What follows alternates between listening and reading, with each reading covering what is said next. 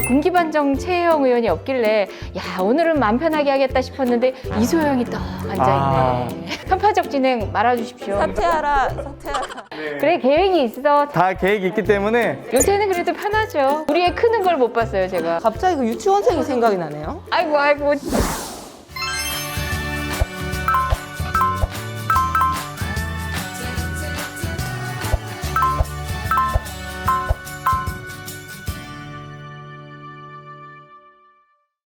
아니 근데 오늘 왜 우리 3명밖에 없는 거죠? 아니 나는 그래서 딱 보니까 군기반정 최혜영 의원이 없길래 야 오늘은 마음 편하게 하겠다 싶었는데 이소영이 딱 앉아있네. 아니 저는 최혜영 의원님에 비하면 뭐 거의 순한 양이다. 저 같은 후배 좋죠. 네.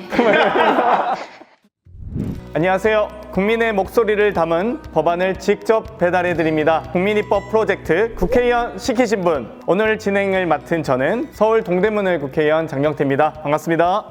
먼저 우리 또 선수가 중요하니까요. 좌측에 계신 분은 소개해 주시죠. 예, 경기 안양 동안을 국민 여러분의 대표로 와서 여기 국회의원 시키셔서 참석했습니다. 이재정입니다. 경기도 의왕시 과천시 국회의원 이소영입니다. 네. 지난주에 이어 오늘 네 분의 의원님이 함께 해주시기로 하셨었는데 진행 중에 홍정민 의원님께서 들어오실 예정입니다. 시작에 앞서 저희 얼마 전 첫 방송이 공개되었는데요. 국회의원 시키신 분 1탄 출발하겠습니다. 첫 방송을 여쭤보고 그다음 2화를 여쭤볼 예정입니다. 그래 계획이 있어. 다 계획이 있기 때문에 정진호님께서 제안 주신 법안입니다. 자동차 세금 부과 기준에 대한 개선 법안인데요. 여기서 잠깐 PPT 설명할 기회 있다고 하는데 본인 정책 공부를 너무 열심히 하시는 것 같아서 편파적 진행 말아주십시오. 사퇴하라. VCR부터 보고 오시죠. 큐! 네, 우리 정진호님이 제안 주셨던 자동차세 개편안 지금까지는 배기량 기준으로 부과되어 왔기 때문에 배기량과 저희 자동차 가액을 혼합해서 적절한 비율로 지금 부과하는 보좌진 분이신 거죠? 네. 현재에 따르면 일반적으로 자동차세는 재산세 성격이 강하다고 평가되고 있지만 그 밖에 도로 이용 및 파손에 대한 사용자 부담금 성격 그리고 교통 혼잡과 대기 오염을 발생시키는 행위에 대한 부담금의 성격도 함께 포함되어 있다고 하기 때문에 가액과 배기량을 혼합해서 하는 게 오히려 법안 통과에 더 수월할 뿐더러 자동차 성격과 더 맞을 것 같습니다. 거의 국어책을 읽는 수준이네요. 본인이 카메라를 켜고 오더니 본인이 저렇게 얼어가지고 아 근데 남 탓을 하실 게 아니라 지금 장경태 의원님도 굉장히 경직되어 있어요. 그렇지 않나요? 대단히 자연스럽고 여유 있는 표정 덕분에 촬영이 매우 순조롭게 끝난 것 같습니다. 네. 또 한편으로는 현재 이제 내연기관 중심으로 자동차세가 편성이 되어 있기 때문에 그 밖의 승용차, 예를 들면 전기차 같은 경우는 현재 비영업용이 10만 원 부과되고 있잖아요. 네. 전기차의 보급과 확산이 더 이루어질 수 있도록 기존에 있는 자동차 가액으로만 했을 때는 전기차에 대한 자동차세 부과가 더 촉진될 수 있으니까 이 부분만큼 좀 유예해서 서로 적절한 비율을 찾아가는 게 좋겠네요. 예, 의원님 말씀대로 알아봐서 다시 한번 보고 드리도록 하겠습니다. 네, 그렇게 하시죠. 말씀 중에 우리 더불어민주당의 자랑스러운 원내 대변인을 맡고 계시고요. 고향 정병인가요? 홍정민 의원님 오셨습니다. 아 저기서부터 막 뛰어왔어요. 네, 늦어 아이고. 죄송합니다. 우리 이소영 의원 같은 경우는 그냥 오자마자 바로 카메라 가로질러서 이렇게 앉았잖아요. 아이고. 안녕하세요. 와, 아니 다들 늦게 오시는 분들은 돌아서 왔는데 이렇게 돌아오는데 말이야. 당 원내 대변인 선배로서 우리 이재정 의원님 어떻게 보이세요? 고생할 때지. 요새는 그래도 편하죠. 코로나니까 여러모로. 그때는 잠도 못 자고 밥도 아이 못 그럼요. 먹고. 우리 애 크는 걸 못 봤어요 제가. 진짜로 한 달에 한 번씩 보면 키가 이만큼씩 커 있었어요. 애 크는 건 보고 사시잖아요. 그죠? 아, 네. 말씀 중에 죄송한데 11시에 기자회견이 있어서 원내 대변인 선배님이신 이재정 의원님께서 명사회자로 시간을 내주시면 제가 또 돌아와서 열심히 제 몫을 하도록 하겠습니다. 제가 빨리 기자회견 하고 오겠습니다. 죄송합니다. 그 전문용어로 땜빵하고 있어라 이런 얘기 그런 건 하신 거죠? 아니고요. 예. 원래부터 우리 셋이었던 것처럼 우리 어울리는 것 같아요. 여성 의원 3명 괜찮은 것 같은데 컨셉? 오지 말라고 할까요? 돌아오지 말라고? 자 다음 영상 플레이 봐야 되는데 우리 이소영 의원님 영상. 근데 제가 사실 아까 장경태 의원님 영상을 보면서 국어책 읽는 것 같다고 제가 맹 비난을 했는데 조금 이제 걱정이 됩니다. 저희 영상도. 시작 큐. 홍창호님이 제안해 주신 게 공동주택 햇빛발전 장려법인데 이제 아파트 같은 공동주택에서 그 아파트 옥상이나 또는 이제 베란다에 지금 태양광 패널을 설치하는 게 절차가 복잡하거나 아니면 주민 동의가 필요해서 뭐 불가능하거나 이제 이런 경우가 많아서 이거를 법적으로 제도적으로 좀 해결해 달라는 취지셨어요.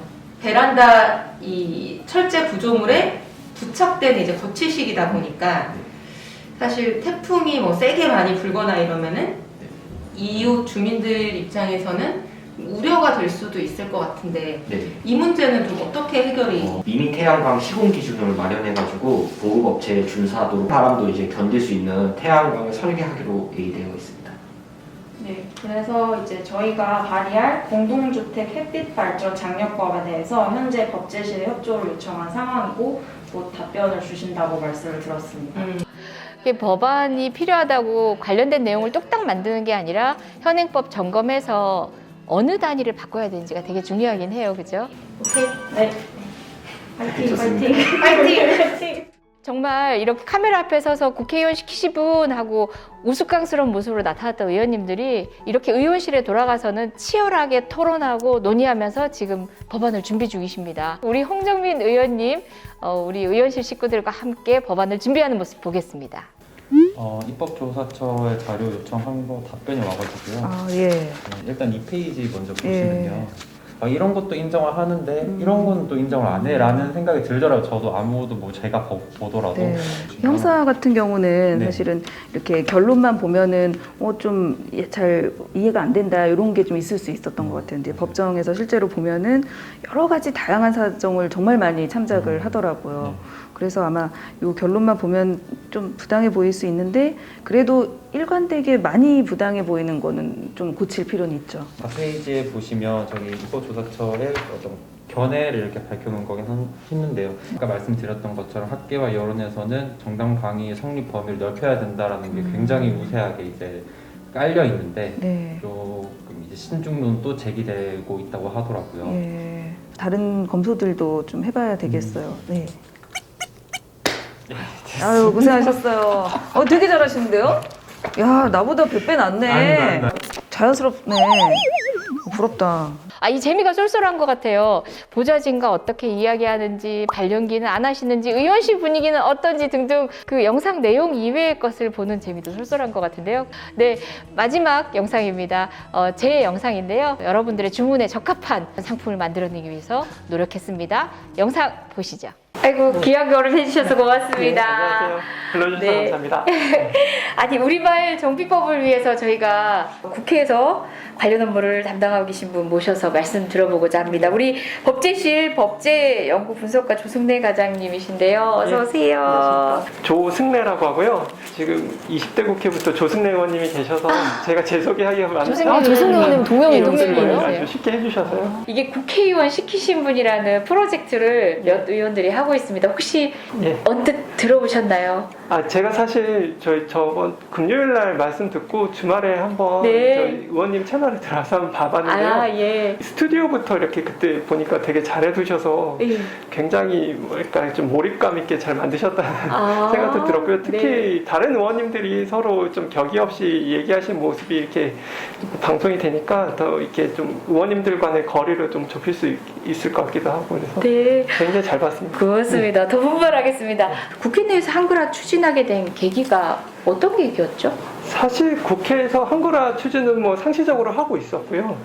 그리고 정부 차원에서는 지금 법제처에서 하고 있고 개별 의원님들이 그 용어를 특정 용어 중심으로 이렇게 많이 정비를 추진을 하고 계셨는데 이게 이러다 보니까 법제처 따로 그 개별 의원님들 따로 되고 추진력이 좀 아무래도 마침 지금 그 박병석 국회의장님이 그 저희 국회 마크가 옛날에는 한자로 돼 있었는데 한글로 바꾸게 된 뭐 계기를 만드신 분 중에 한 분이십니다. 그래서 네. 제일 먼저 그 규칙 개정안을 발의를 하셨었거든요. 그만큼 한글화에도 관심이 많으셔서 작년 그 한글날에 그 416개 법률 용어를 저희 이렇게 정해서 그 개정안을 제안을 하기도 했고요.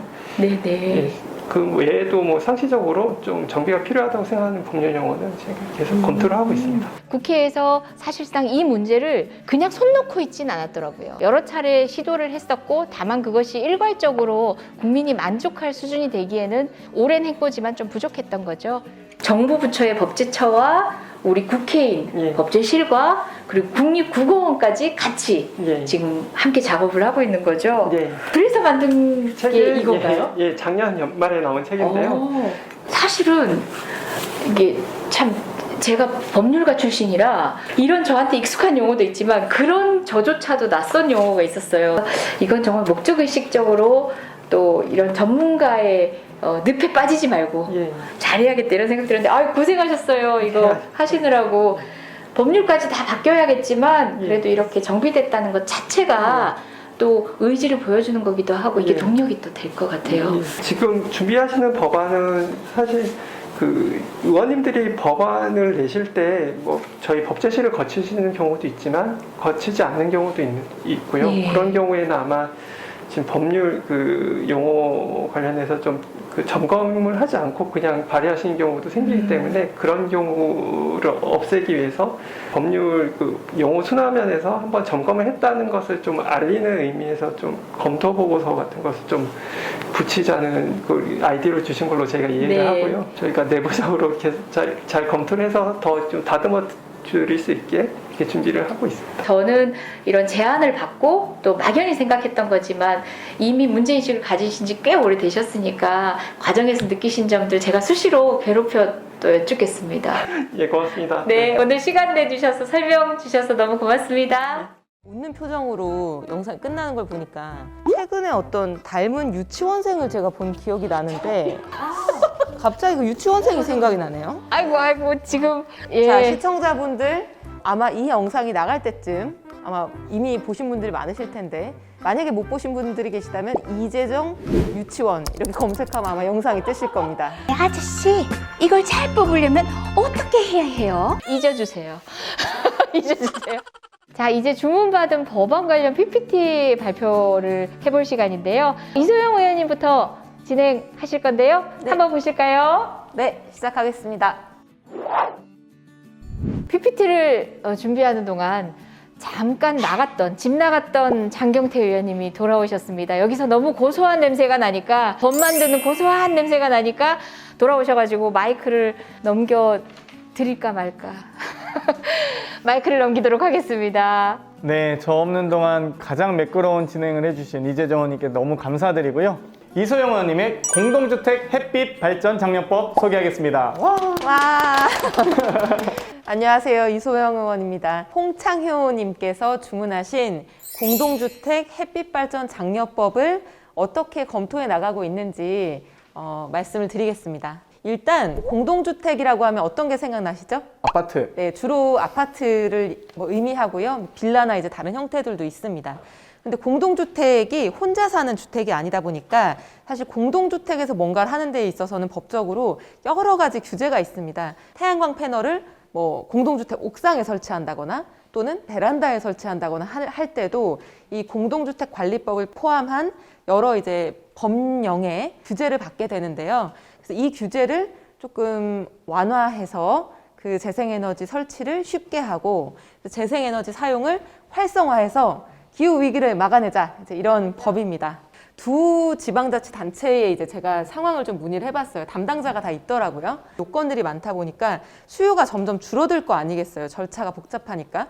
그래서 자치단체에서도 이 정책을 추진하고 싶은데 추진할 수 없는 이런 갈망이 있다. 그래서 꼭 바꿔달라 이런 말씀을 하시더라고요. 그러면 태양광 설치를 하면 추락의 위험이라든지 혹은 누전의 위험 같은 거 없을까요? 모든 위험이라고 하는 게 이제 제로라고 말할 수는 없을 텐데 일반적으로 누전의 위험은 제가 이제 들은 바는 없고 추락의 위험은 위험 자체는 있을 수 있겠죠. 근데 예컨대 그 구조물 자체가 안전상의 인증을 받았다거나 또는 안전상 인증을 받은 업체가 시공을 한다거나 하면은 그건 이제 현저하게 위험이 줄어들 수도 있겠죠. 베란다 태양광, 옥상 태양광 두 개를 나눠서 보겠습니다. 베란다 미니 태양광 설치를 어렵게 하는 현행 규정을 찾아봤더니 시행령에 이제 관련된 규정이 있었습니다. 입주자는 다음 각호 어느 하나에 해당하는 행위를 하려고 하는 경우에는 관리사무소라거나 입주자 대표회의라거나 관리 주체의 동의를 받아야 된다 되어 있고요. 공동주택의 발코니 난간 또는 외벽에 돌출물을 설치하는 행위, 이게 에어컨 실외기도 이 돌출물에 해당할 수 있고 태양광, 이제 베란다 태양광도 돌출물에 해당하겠죠. 이걸 하는 경우에 동의를 받아야 되는 겁니다. 관리 규약상 이게 안 되도록 되어 있는 아파트들도 있기 때문에 그런 경우는 할 수가 없는 거죠. 그리고 아파트 이제 공용 공간, 옥상에 태양광을 설치하고 싶어. 우리 아파트가 좀 더 친환경적인 에너지 자립적인 아파트가 됐으면 좋겠고, 그러면 이게 공용 부분의 변경에 해당합니다. 그래서 관리단 집회에서 부분 소유자의 무려 3분의 2의 결의로서 결정한다 이렇게 되어 있습니다. 어려울 수 있겠죠. 그래서 그럼 이걸 어떻게 해결할 거냐? 지금 잡고 있는 방향은 대략 이렇습니다. 이것도 두 가지로 나눠서 말씀드리자면은 아까 베란다 태양광의 경우에는 돌출물을 설치하는 경우에 관리 주체의 동의를 받도록 되어 있었잖아요. 안전 인증을 받은 제품을 인증 업체가 와서 안전상의 문제를 다 확인하고 보안 시공을 해서 설치하는 경우에는 관리 주체 동의를 면제한다거나 이런 방식이 있을 수 있을 것 같고요. 아까 보여드린 시행령을 개정하거나 또는 공동주택관리법 자체에 재생에너지 촉진과 관련된 규정을 하나 신설하거나 두 가지 방향이 있을 것 같고, 법의 규정을 신설하는 건 국회가 할 수 있는 일이고요. 시행령은 국토부가 부처가 해야 되는 일이기 때문에 그건 이제 부처하고의 협의가 좀 필요한 일입니다. 그리고 옥상에 설치하는 태양광 같은 경우에는 아까 3분의 2가 이제 결의 요건이었죠. 결의 요건을 완화한다거나 또는 어차피 비어있는 공간이고 거긴 안전상 뭐 문제도 없잖아요. 설치를 의무화하거나 이제 두 가지 방향이 있을 것 같아요. 근데 지금 신축하는 공동주택의 경우에는 2025년, 2030년 규모별로 태양광 설치를 포함해서 제로에너지 건축물이 의무화되게 되거든요. 근데 기존 아파트는 이제 그게 적용이 안 되고요.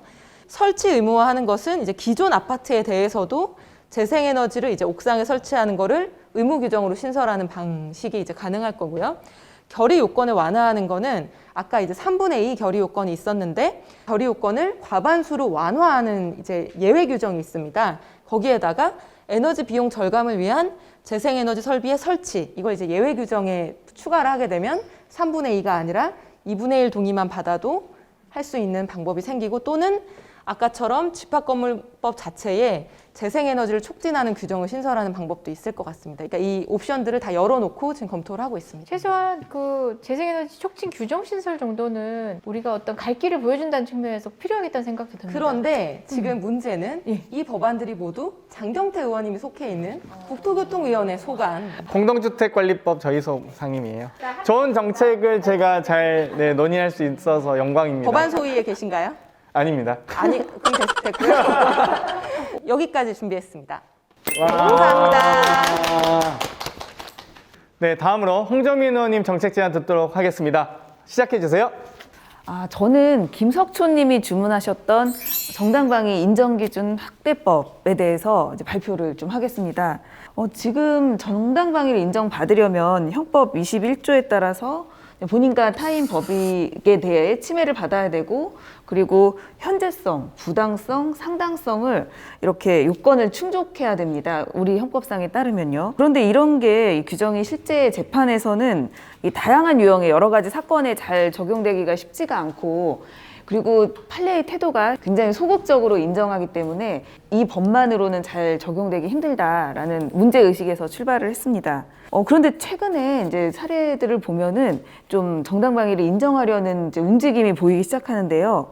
원래는 아마 56년 전에 피해자가 성폭행 위기에 있어서 그 가해자를 혀를 깨물었다는 이유로 중상해죄로, 다만 집행유예라는 거는 뭐 징역 2년에 집행유예 1년에 처한다 해서 실제로 징역형을 받은 거나 마찬가지였습니다.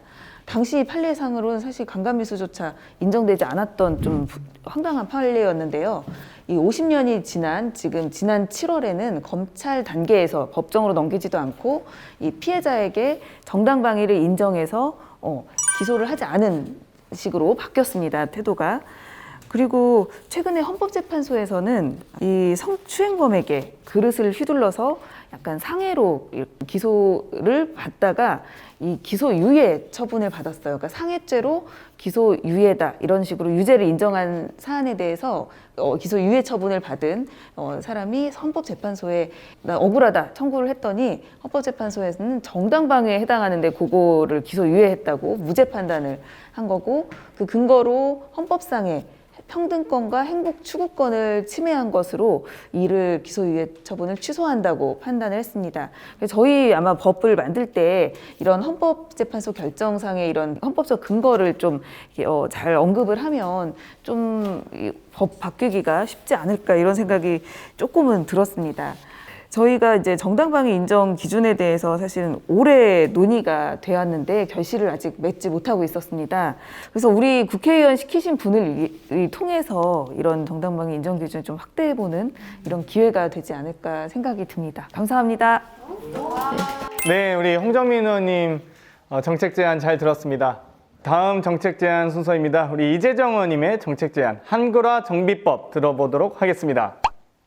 저는 우리말 지킴이 3법 마련하고 있습니다. 장종철 님이 법률의 한글화 정비 필요성을 얘기해 주셨는데요. 여기 계신 모든 분들이 심지어 법률 전문가들 더 고개를 끄덕이면서 필요하다라고 얘기를 해주시는데요.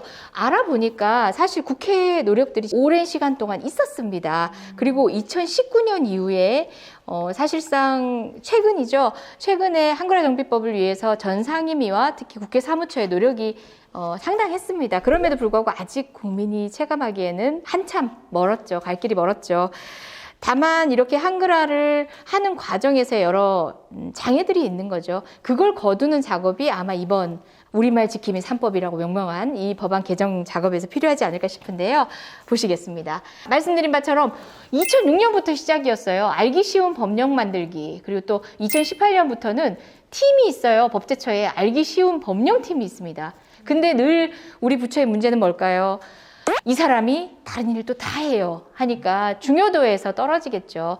이것만 해도 갈 길이 먼데 이것만 하기 어려운 시스템 하에 있습니다. 지금 현재 국회에 또 법제실이 있고요. 국회와는 별도의 정부의 법제처가 있죠. 국립국어원하고 함께 업무 협약 MOU라는 걸 했어요. 알기 쉬운 법령 만들기 MOU가 돼 있고 지난해 우리가 16개 상임위별로 정비 대상 법률 용어를 선정을 해서 개정 대상 법률을 정리해서 위원회 위원장님이나 등등 대표위원님들께서 발의를 해주셨어요. 그리고 6개 상임위에서는 이런 일괄 법률안이 통과가 됐는데 그렇다고 해서 그 상임위의 모든 법률이 다 정비됐냐? 그렇지 않잖아요. 그런 내용들을 일괄적으로 하기 위해서 그리고 또 오늘도 거듭 만들어지고 있는 어려운 법률 용어 사실 앞으로 계속 발의되는 법안들은 최소한 과거 법안 차치하고서라도 정비된 법안 넘겨줘야겠죠. 네, 거기에 초점을 맞췄습니다. 자, 국회법, 국회 사무처법, 국어기본법인데요. 어렵죠. 그래서 저는 우리말 지킴이 3법이라고 했습니다. 역시 네이밍 천재입니다. 제가 소방관 국가직화를 설득하기 어려움이니까 소방관 눈물 닦아주기 법이라는 명명을 통해서 국민한테 항기를 시킨 적이 있는데 바로 우리말 지킴이 3법 되겠습니다. 네, 그 내용들 중에는 법안을 제출할 때 예산 축에서라고 우리 의원님들은 아실 거예요. 무턱대고 좋은 법이라고 다 통과시키지 않거든요. 우리 예산이 따라주는지 점검을 하고 관련 상임위에서 본회의에서 판단이 쉽도록 국회 사무처에서 미리 점검을 하는데요. 바로 법안을 제출할 때 한글화 정비 검토서를 제출 의무화합니다. 그래서 국어 전문가가 보다 국민들이 손쉽게 다가갈 수 있는 용어, 하지만 내용은 충분히 뜻은 담아야 되잖아요. 그런 부분들을 전문적으로 검토해서 관련된 의견을 첨부할 수 있도록 하는 그런 내용을 담았습니다. 다음 보실까요? 그런데 아까도 봐서 아시겠지만 상임위별로 이런 법안을 해야 돼요. 근데 상임위는 현안에 집중하다 보니까 한글화 정비법에 대한 의지나 목적의식이 없다 보니까 자꾸 미뤄지기 마련이겠죠. 이걸 위한 한시적 위원회를 만들자라는 뜻이에요. 법제지원특별위원회를 신설해서 우리가 어느 정도의 정비를 완료할 때까지는 각 상임위에 맡기는 게 아니라 이것만을 전문적으로 하기 위한 겸임 상임위도 좋은 거고요. 만들자라는 법안 내용을 마련했습니다. 어려운 한자어, 한문식 표현, 일본식 한자어, 일본 어투 불필요한 외래어까지 포함하는 거죠. 어법에 맞지 않는 문장도 정비를 해야겠죠. 그래서 활동 기간을 저는 법 시행일로부터 1년이라고 했는데 필요할 때는 국회가 판단해서 다시 연기할 수 있고 또 어느 정도 갖춰진 다음에는 각 상임위에 넘겨도 족하겠다 싶은 정도 단계에서는 이 굳이 특위가 필요가 없는 거겠죠. 자, 그러려면은 국회 사무처에 국어 전문 인력이 필요하겠죠. 그냥 우리가 생각하는 사전 찾아보고 누구나 다 할 수 있는 일이 아니기 때문에 특히 법의 효능은 유지하면서 그 의미는 유지하면서 바꾸기 위한 노력을 위해서 국어 전문 인력이 사무처에도 필요하겠다. 지금은 아예 없나요? 사실상 그렇습니다. 그러니까 실질적으로 국회 사무처에서는 여러 가지 노력들을 하고 있고 지금 현재 국어기본법에서는 관련된 인력들을 각 필요한 부처에 배정하도록 돼 있는데요. 실효성 있게 적용되고 있지가 않습니다. 자, 국어 책임관 제도라고 했는데요. 이게 바로 이미 국어기본법에 있는 제도입니다. 필요한 부처의 국어 책임관 제도, 국회 사무처에도 반드시 우리가 도입을 해서 국어 책임관으로 하여금 이 특위 소관 사항에 대해서 제대로 사전 점검을 할 수 있도록 하는 겁니다. 제가 10조 개정하면 되겠더라고요. 자, 이렇게 막 조문까지 막 성안을 해온 것 같지 않습니까? 자, 법안 성안을 마무리했습니다. 진도가 제일 빠르죠? 조금 일부 내용들을 좀 점검하고 있긴 하지만 국회 사무처법, 그리고 국회법, 그리고 국어기본법까지 해서 저희가 일부 개정안 성안들도 해봤습니다. 물론 성안하고 난 뒤에 보다 필요한 부분이 없을까 하는 고민들도 조금 추가로 하고 있고요.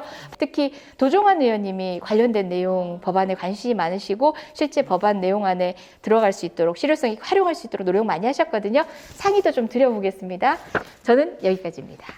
네, 이재정 의원님의 법안 진행 상황 보고가 있었습니다. 너무 고생하셨습니다. 네. 우리 홍정민 의원님께서 또 이석을 하셔야 된다고 합니다. 너무 바쁘신 중에도 이렇게 참석해 주셔서 감사합니다. 네, 박수로 보내드리도록 하겠습니다. 네. 네. 네, 바톤 터치 하시고, 다음 저는 발표 바톤 터치. 네. 정말 드디어 올 것이 왔습니다. 그것이 알고 싶다 같아. 우리 많은 국민들의 재산 목록 2호, 바로 자동차입니다. 하지만 여러분, 그런데 말입니다. 자동차세 부과 기준, 합리적이라고 생각하십니까? 아닙니다. 그래서 제가 자동차세 세금 부과 기준에 대한 법안을 우리 정진호님께서 제안해 주셨습니다. 현재 이런 상황입니다. 그랜저 2497cc 약 출고가 기준 3,700만 원, 그리고 세금은 50만 원 납부하고 계십니다. 520D 1995cc 약 출고가 기준 7,200만 원, 2배 가까이 차이가 납니다. 하지만 세금은 더 낮은 40만 원 내고 있습니다. 자, 이게 합리적일까요? 이유를 살펴보겠습니다. 잘한다. 우리 현행법상 지방세법에 자동차세가 규정되어 있습니다. 그런데 자동차세는 배기량을 기준으로만 부과되고 있습니다. 왜 배기량으로만 부과되나요? 자동차도 중요한 재산인데 재산세에 맞춰서 부과돼야 된다고 생각합니다. 배기량 기준에 자동차 가액 기준을 합산해서 차량 가액이 높은 차는 세금을 더 내고 차량 가액이 높은 PPT 좀 수정해 주세요. 네. 차량 가액이 낮은 차는 세금을 낮게 내는 합리적인 방안이죠. 비싼 차를 비싸게 주고 살 수도 있지만 세금은 적게 내는지, 혹은 정말 저렴하게 아껴서 샀는데 세금은 많이 내라고 하는지, 이 부분에 대한 합리적인 고민이 필요할 때입니다. 그런데 이 배기량 기준은 내연기관 차량 기준입니다. 요즘 전기차 많이 타시죠? 전기차를 차량 가액으로 합산할 시엔 세금이 올라갈 수 있습니다. 하지만 우리는 전기차, 탄소 중립 시대를 열어가기 위해서 보다 더 혜택을 드리고자 합니다. 그렇기 때문에 현재 이 전기차는 배기량 기준으로 부과되는 것이 아닌 기타세액으로 분류돼서 10만 원 납부하고 계시면 됩니다. 그렇기 때문에 현재 전기차의 보다 더 많은 확대와 이용을 촉진하면서 합리적으로 개선하기 위해서 전기차만큼은 유예하는 그런 제도가 되겠습니다. 이상 진행 상황 보고 마치겠습니다. 감사합니다. 와, 짧고 굵게. 이렇게 해서 오늘 우리 이재정 의원님, 홍정민 의원님, 이소영 의원님, 그리고 저 모든 이 진행 상황에 대한 보고가 끝났습니다. 국민 여러분께서 어떻게 보셨는지요? 많은 국민들께서 국회의원을 시키기 위해서 우리를 뽑아주셨습니다. 그렇기 때문에 저희는 그 부름에 응답하고자 열심히 노력하겠고요. 국민입법 신속 발의 국회의원 시키신 분 프로젝트. 다음 주 저희 7명 완전체로 찾아뵙도록 하겠습니다. 매주 목요일 저녁 8시 국회의원 시키신 분 함께 해주시는 거 잊지 마시고요. 구독과 좋아요 사랑입니다. 네, 그럼 다음 주 목요일 저녁 8시에 다시 뵙겠습니다. 감사합니다. 아, 이것도 약간 만화 느낌으로 처리를 한 거네. 아, 그래? 우리 좀 열심히 하자. 근데 이거를 촬영할 때마다 느끼는 게 참 두 분을 포함해서 다른 분들은 국회의원 안 해도 먹고 살 게 많으실 것 같아요. 홈쇼핑해요.